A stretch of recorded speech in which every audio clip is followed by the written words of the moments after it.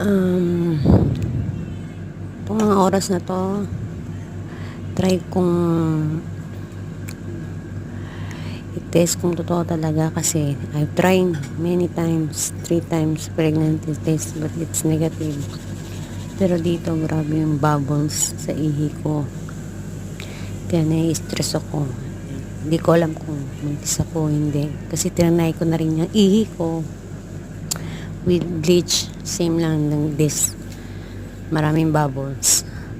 So anyone can comment or suggest or maybe I should go to OB-GYN.